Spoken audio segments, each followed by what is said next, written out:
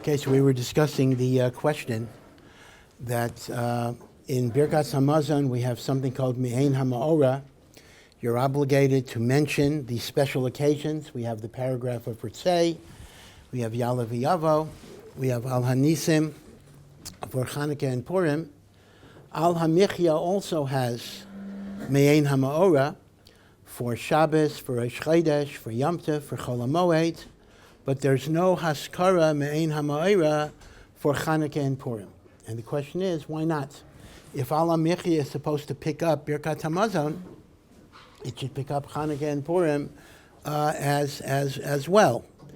And right, the suggested answer you might want to say is, well, Al HaNissim is less important because if you miss it, you don't have to repeat benching.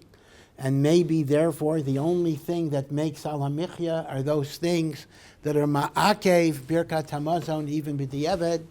Right, that might have been a logical answer, but that doesn't work for Rosh Chodesh, because if I skip Ya'aleh V'Yavo on Rosh Chodesh, I also do not have to repeat benching. So Elamai, it makes the Al HaMichya cut, even if it's not Ma'akev, Birkat Hamazon B'diavad.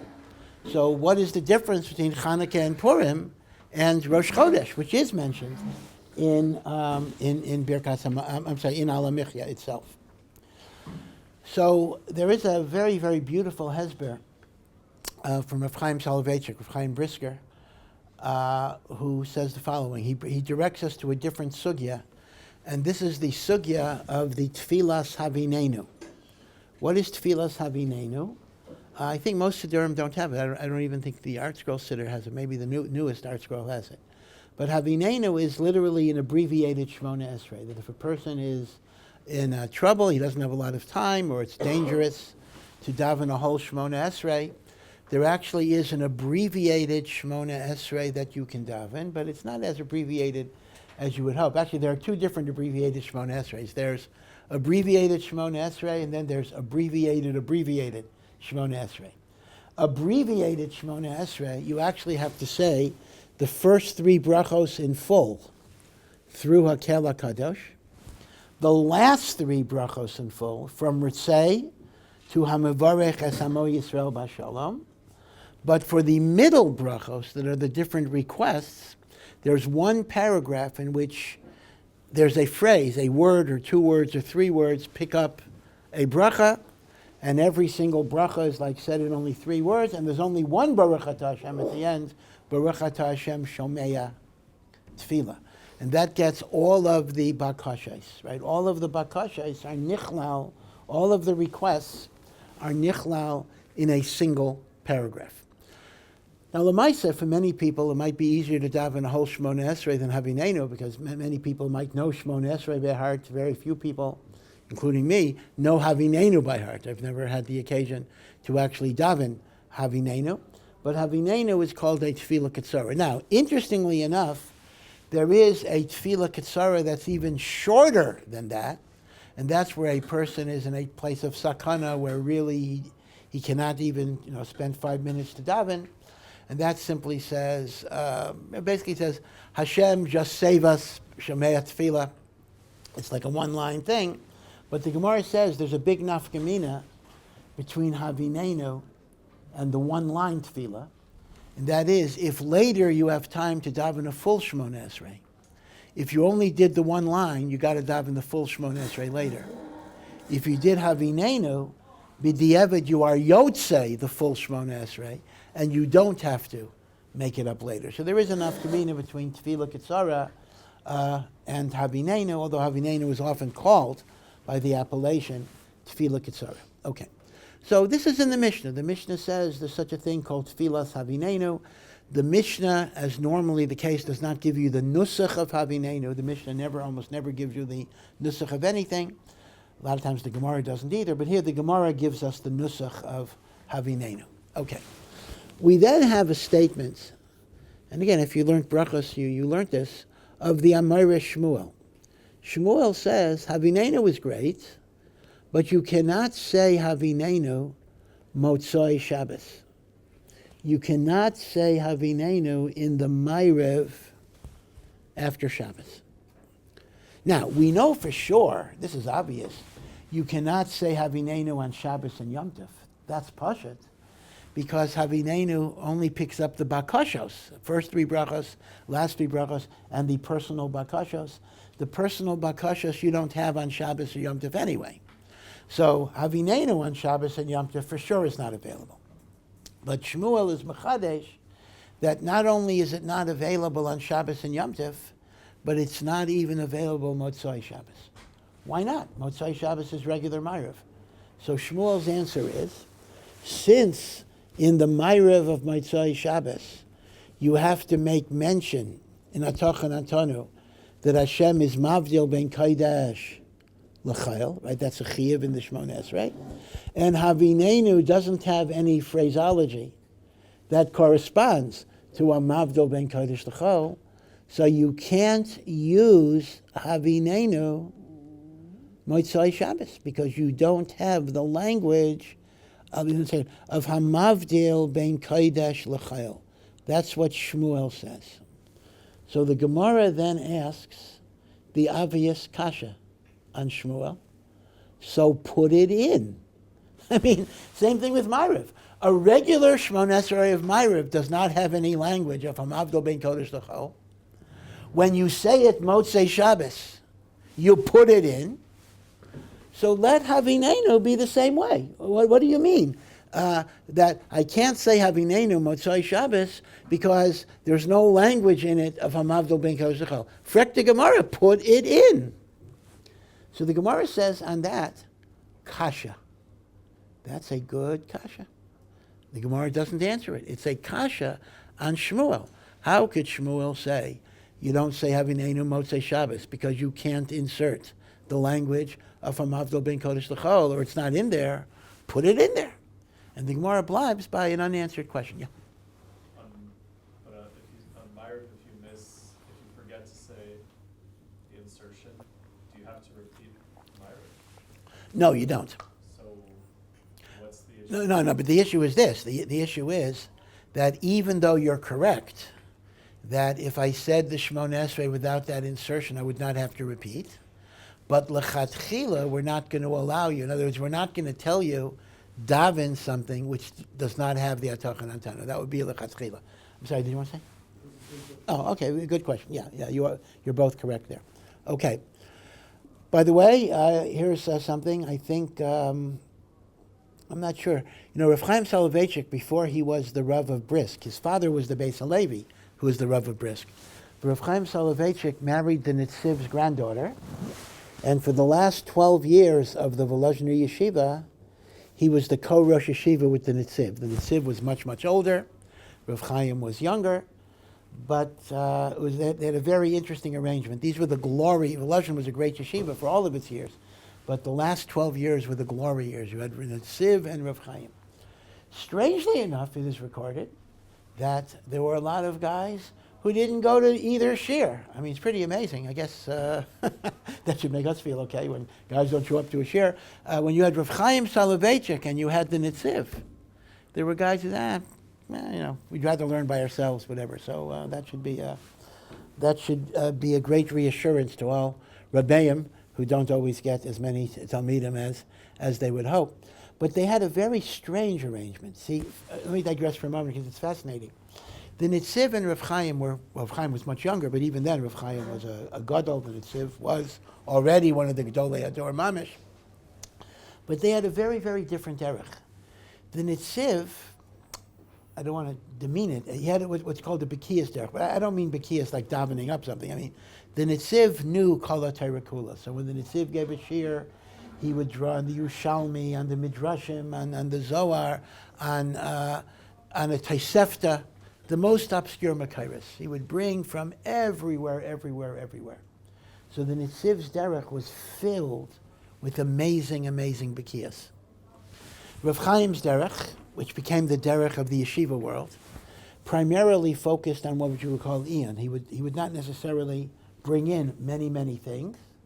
He would focus on one thing and go deep.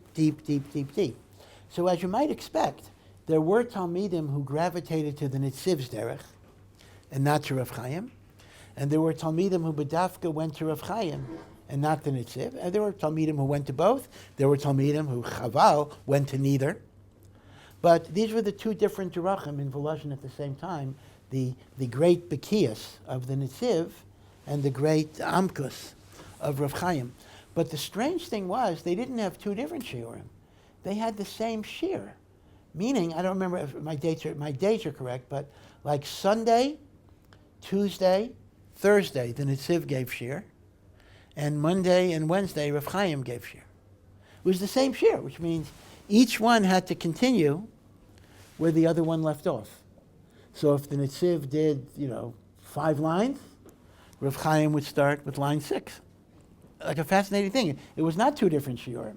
It was one shiur, but some people only went to every other day. They went to the Sunday, Tuesday, Thursday, etc.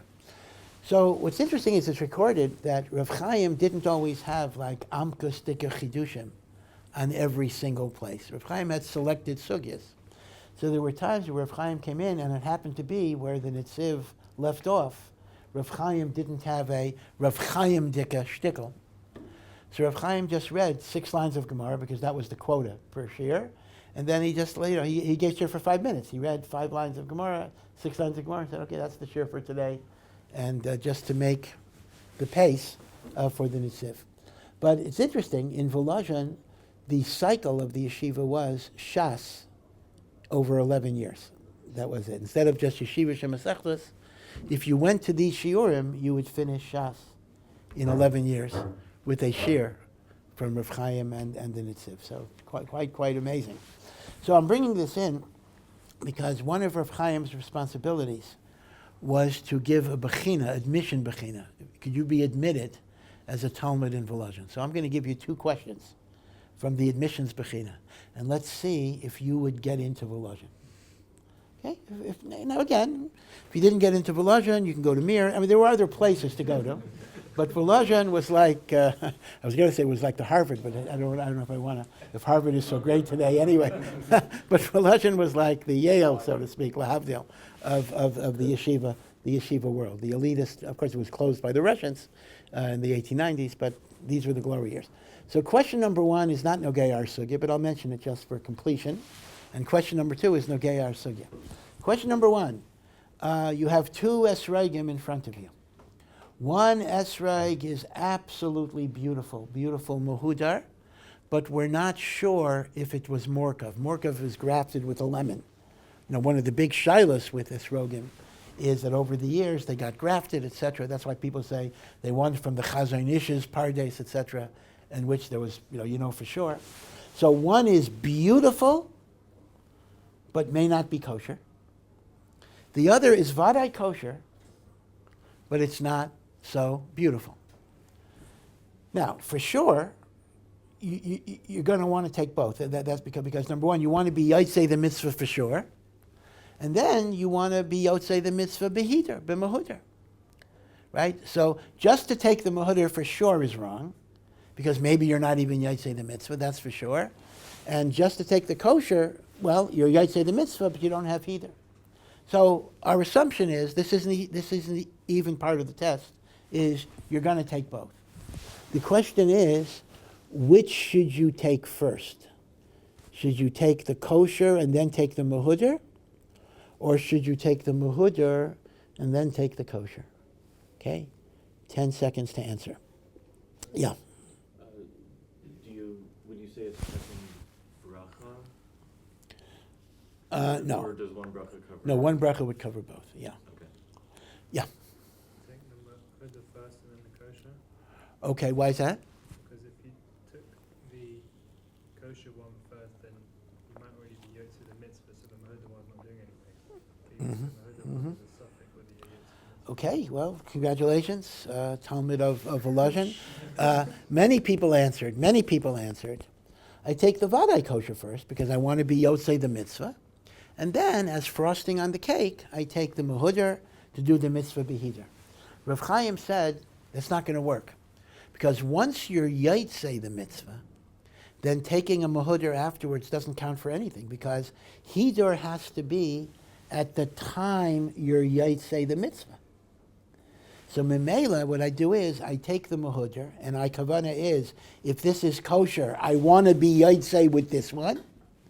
If it's not kosher, I then will be Mechaven to be Yaitse with the other one. So Rav Chaim said, but Dafka, you have to take the Mehuder first on a Tanai, and then you take the not Mehuder, because if you took the not Mehuder, taking the Mehuder would be Hidur after the mitzvah. And once it's Hidur after the mitzvah, it's not Hidur mitzvah anymore. It's not a Hidur at the time of the Kiyama mitzvah. Now, l'chayra, there is another way you could do it as well. You could take the Vadai kosher and make a Tanai like this. If the Mehuder is a Morkav, I am Mechaven to be Yaitse with this. If the Mehuder is not a Morkav, I am Mechaven not to be Yaitse with this. And that would accomplish the same thing, that essentially you would be doing the mitzvah with the Mehuder. Yeah. I think I remember a Brisk HaRav explaining the reason of the Ramah in Hanukkah, explaining that there can be a Hiddur aside from a mitzvah, that you can go back and do a Hiddur separate from the mitzvah itself. Well, yeah, I mean, the raya is from Hanukkah itself, because the Gemara says, it's a good horror, that Me'ikar Hadin, all you need to do is light one candle every night. But if you want to be Mahadrim, or Mahadrim in a Mahadrim, so Beis Hillel says you add a candle. Right, this is Mahadrim, right, every night, but Beis Shammai says you go down, Beis Hillel says you go up. So it turns out that when I light my Hanukkah candle, let's say it's just me, forget about the rest of my family, I'm lighting Hanukkah candles. The eighth night of Hanukkah.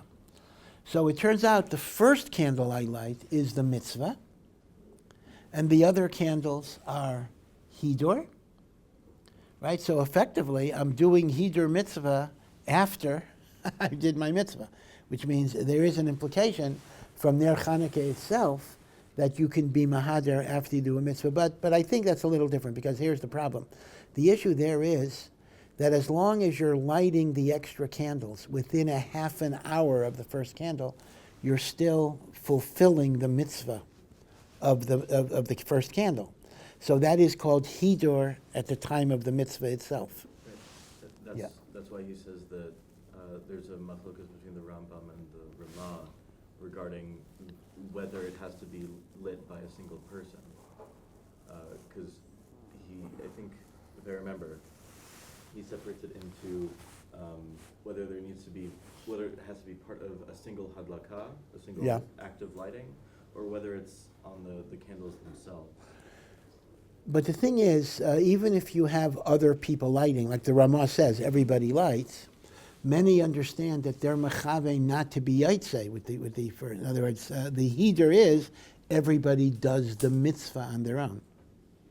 Not that I'm doing a Hidur to the Balabayas as hadlaka, but I'm doing a Hidur by doing the mitzvah on my own. So that way, the Hidur is doing the mitzvah separately, huh? But then that would be a Hidur that's separate to the mitzvah. No, this is an unusual type of Hidur. The Hidur is that each person should do the mitzvah. So I am creating Hidur by doing the mitzvah separately.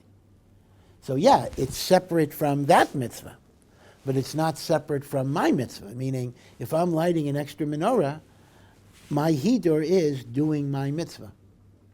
So it's not separate. See, it's not that it's a Hidur to that hadlaka, it's a Hidur in my hadlaka, that I'm not being yaitse with somebody. You see? So that's a little different. Now, so that's question number one, so maybe you're not in yet, because you have to do question number two. Question number two is Nogea Tefillah. What is the halacha? The halacha is, right, that you have to say Atoch and Antanu. Now, let's imagine the following shaila. Well, I'll first give you a simple case. If I missed Mincha Shabbos afternoon, and I have an excuse, let's assume I'm not called a posheya. So I daven two Ma'ariv, right? Two Shemona Esreis of Ma'ariv. The first one is for Ma'ariv, right? And the second one is for Mincha, to make up. Now, in that second one, do I daven a Shabbos davening because it's a makeup for Shabbos, or do I daven a weekday davening? Again, this is also pashut.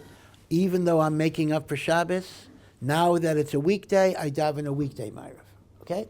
So, I miss Mincha of Shabbos afternoon, so it's a davar pashut. I daven 2 Ma'arivs.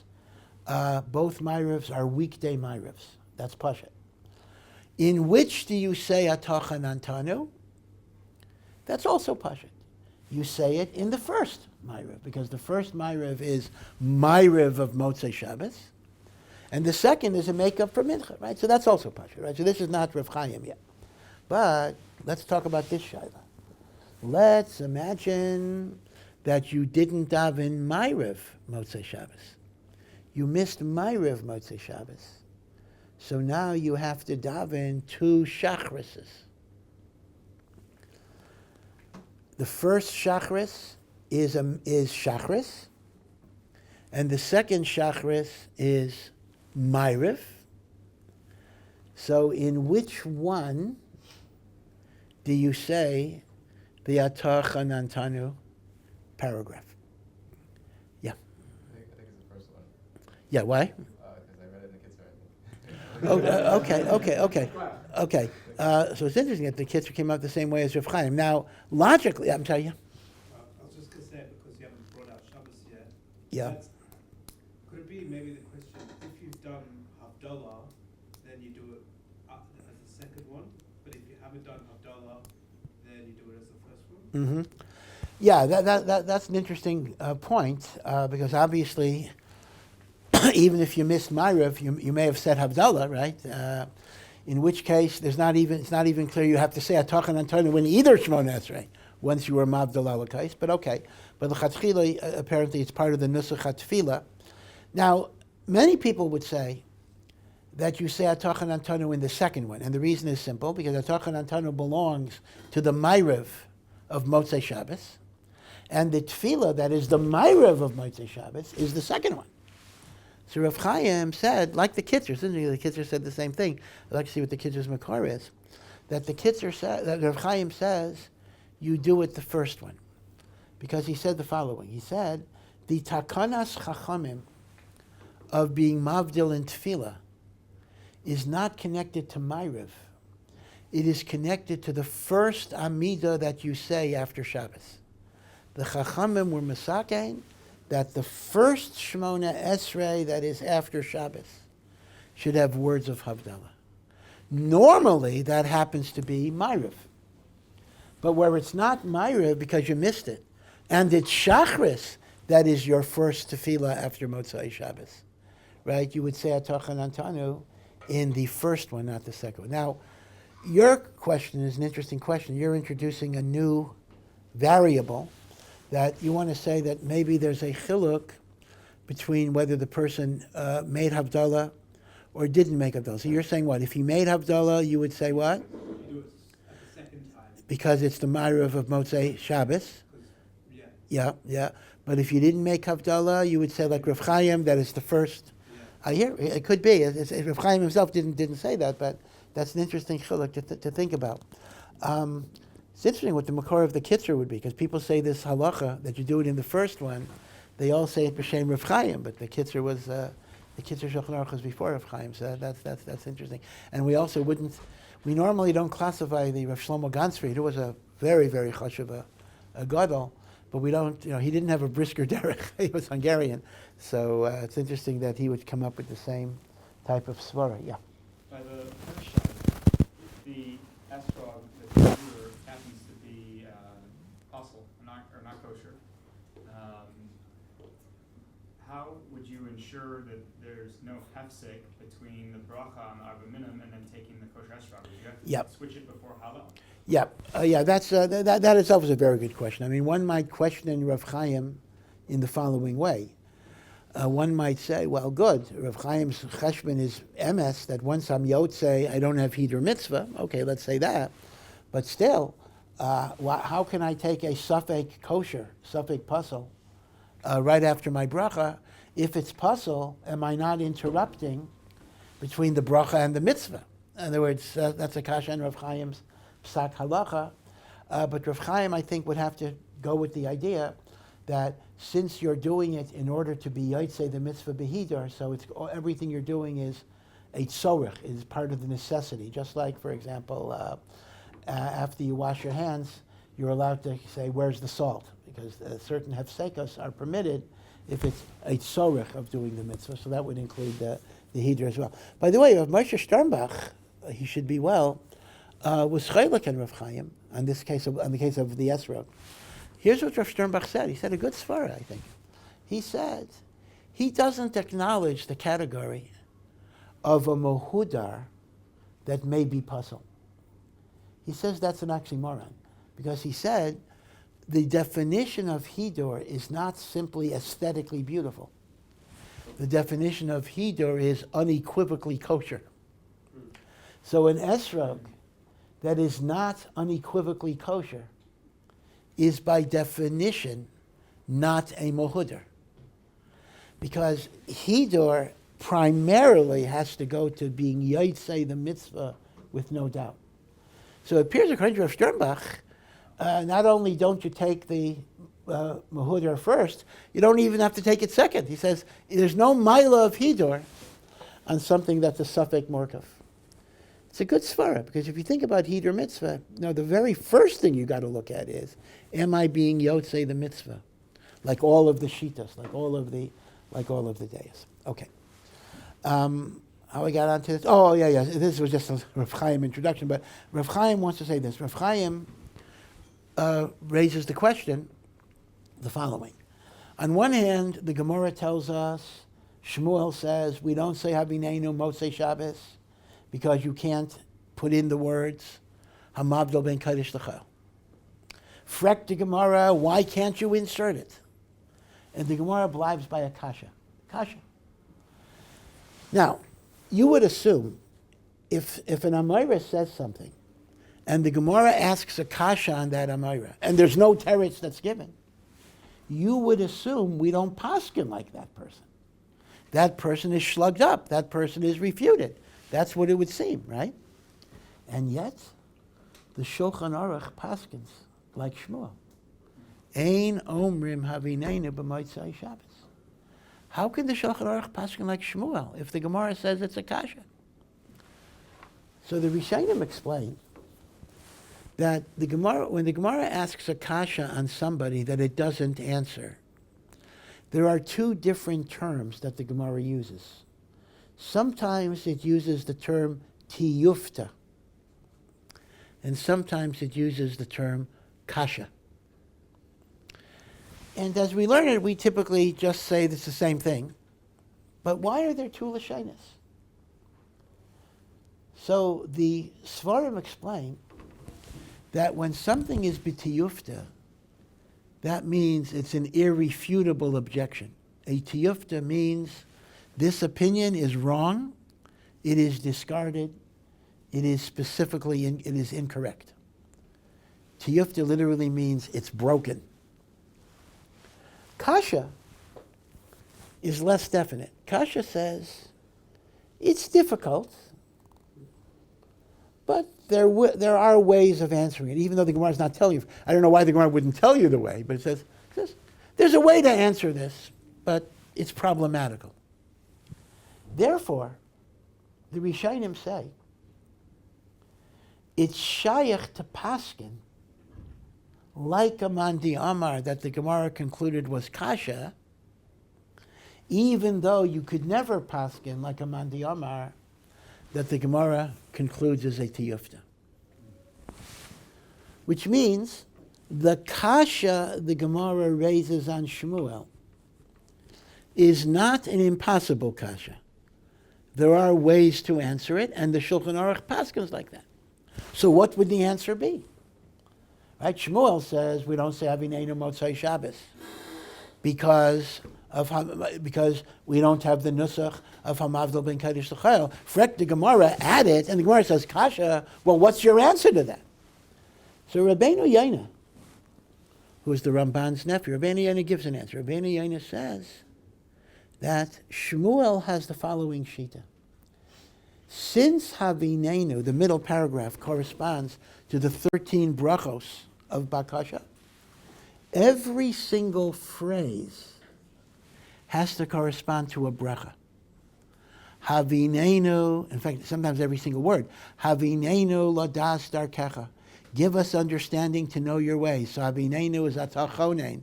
Ladas darachecha is hashivenu avinu. Meaning, every word and every phrase, you have to be able to match up to a bracha. Now the problem is, hamavdil ben kodesh l'chayil in the Amida is not a separate bracha. There is no bracha, Baruch atah Hashem. I mean, in Havdalah we say it, but in Shemon Esrei we don't say Baruch atah Hashem. Hamavdil ben kodesh l'chayil. The Havdalah is not a separate bracha. It's only an insert in the bracha of das. Therefore, it cannot find its way in Tfilas Havinenu, because every word and phrase in Havinenu must be mechuvan keneged something that is a bracha, and not an insert to a bracha. For the same reason, you would not say Havinenu on Rosh Chodesh, because of Ya'aleh V'Yava. In other words, Havinenu picks up brachos.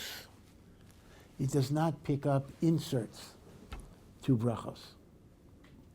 And the Gemara said it's a kasha because that's a deichik svara. Why is Havinenu so limited? But alibi the emes, the halacha says that it is. The halacha says Havinenu has to pick up brachos, not inserts in brachos.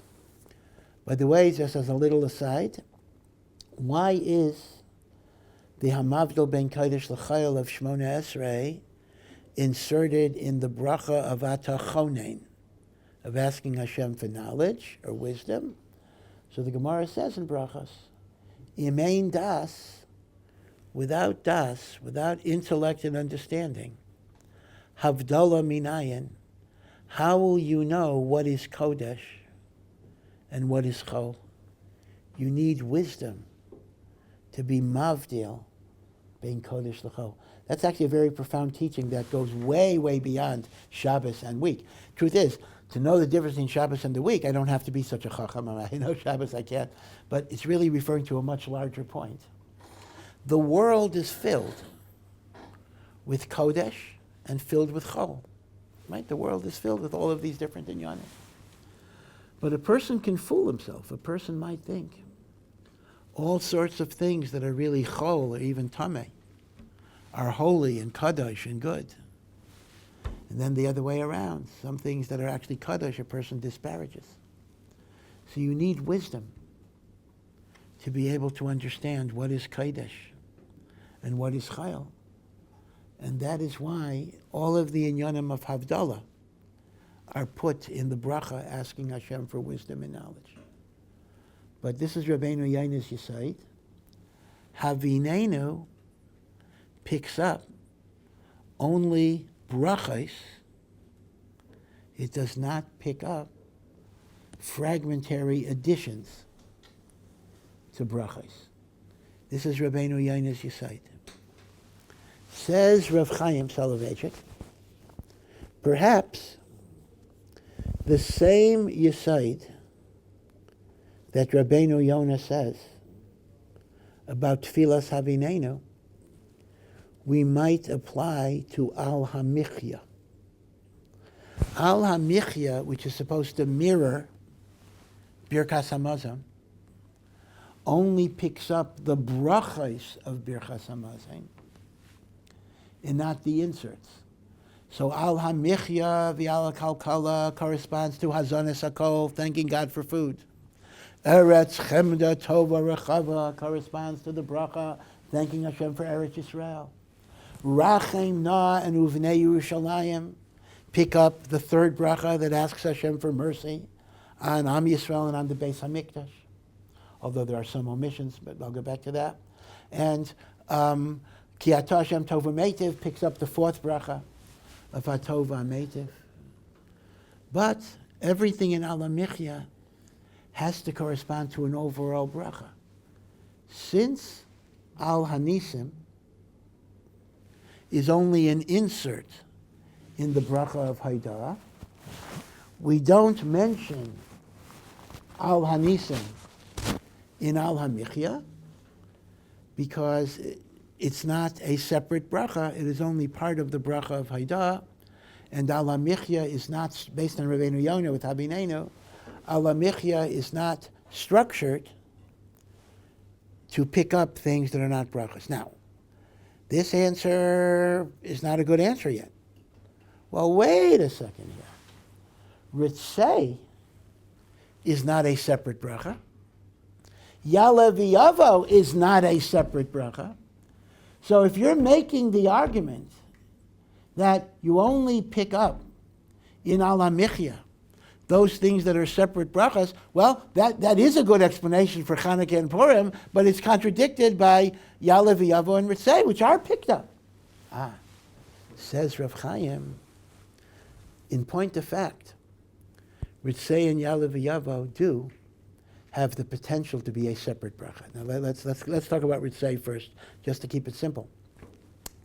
Let's imagine I failed to say Ritzei, meaning to say I skipped Ritzei, and I already said Uvnei Yerushalayim Berachat Hashem Bonei Barachamav Yerushalayim Amen. What do I do at that point when I realize? So if it's Rosh Chodesh, I just go ahead. But let's assume I realize I didn't say Ritzei or Ya'aleh v'yavo. Actually, the truth is, even on Rosh Chodesh, it's the case. And I didn't yet start the next bracha. I didn't yet say Hashem's name in the next bracha. So if you look in your Art Scroll Siddur, you will actually see there is a bracha that you recite. But let's say for Shabbos, Baruch atah Hashem asher nasan Shabbosos limnucha liyamo Yisrael. There's a bracha for Yom Tov. There's a bracha for Chol HaMoed. Now, there's a very narrow window for that bracha. That bracha can only be said if you already said Bonei Barachma V'Yushalayim Amen, and you didn't yet say the Hashem of the next bracha. That's when you say this bracha. Once you started the fourth bracha, you lose the ability to say that bracha, and then it depends. On Rosh Chodesh, you just finish your benching. If it's Shabbos, you got to, and Yom Tov, you got to go back to the beginning. But there is a small opening of opportunity for that bracha. Says Rav Chaim, this is a gewaldige chiddush. Says Rav Chaim, the reason why you have a me'ein ha'ma'ora for Shabbos, for Rosh Chodesh, and for Yom Tov in Al HaMichya is not because of Ritzei and Ya'aleh v'yavo. If it would just be Ritzei and Ya'aleh v'yavo, that's not a separate bracha. If it's not a separate bracha, it's not picked up in Al HaMichya. But the reason it gets picked up in Al HaMichya is because of its potential to be a separate bracha in Birkas Hamazon.